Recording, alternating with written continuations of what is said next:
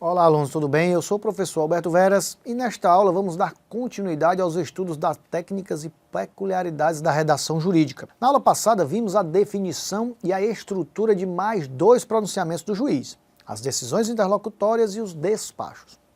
Agora uma pergunta, qual desses dois pronunciamentos não tem poder de decisão e a ele não cabem recursos? Isso mesmo, os despachos, que são meras movimentações administrativas do processo.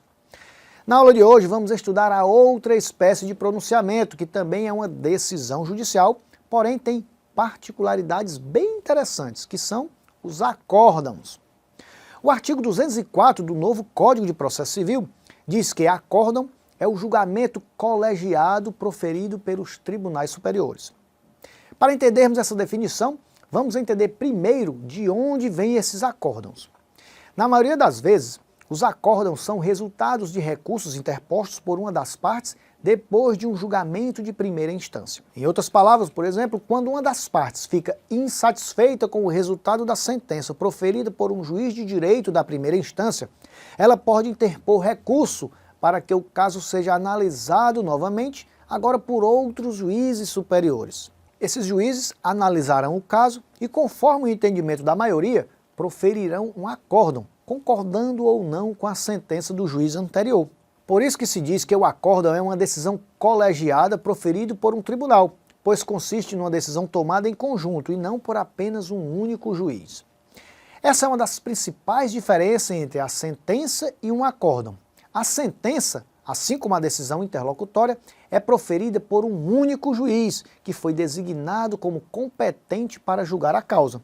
A decisão de um acórdão é sempre colegiada, na qual todos ou a maioria dos membros devem entrar em acordo para que a decisão seja proferida.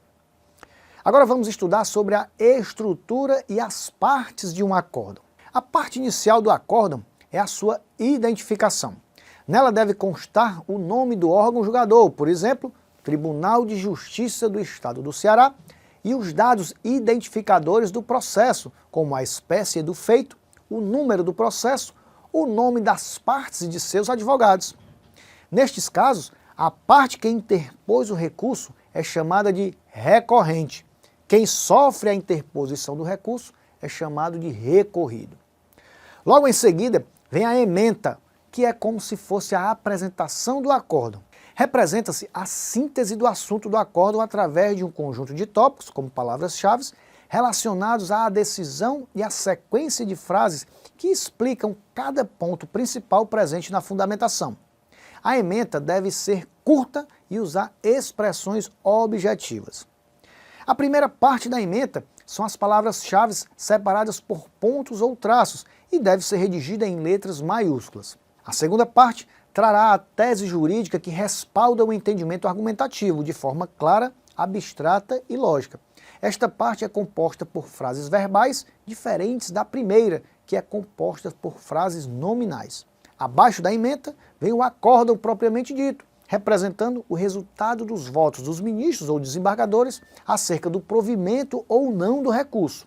Logo abaixo vem o local, a data do julgamento e a assinatura do relator. Falando nisso, você sabe quem é o relator? O relator é um dos juízes do órgão colegiado, que geralmente é um desembargador ou um ministro, que ficará responsável por analisar os detalhes do processo.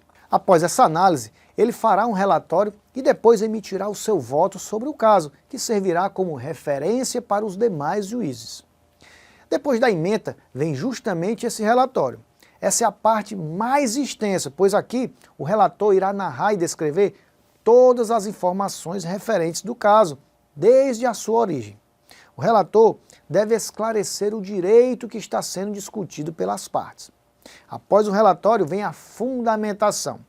Depois de descrever todos os fatos do processo no relatório, o relator irá dar o seu voto de forma fundamentada sobre a questão do processo. Esse relatório e esse voto serão analisados pelos demais juízes do colegiado, que irão decidir se concordam ou não com o relator. Por fim, vem a parte da decisão, também chamada de dispositivo do acórdão. Esta é a conclusão do julgamento, demonstrará qual foi a decisão proferida pelos juízes, se o recurso foi acolhido, parcialmente acolhido ou então se ele foi rejeitado. E também se a decisão foi unânime ou então por maioria. Então é isso, meus alunos, por hoje vamos ficando por aqui. E para a complementação do conhecimento de vocês, não esqueça de realizar a leitura do material didático que se encontra na sua área do aluno. Lá você encontrará vários exemplos de decisões proferidas por acórdãos. Então, bons estudos e um grande abraço.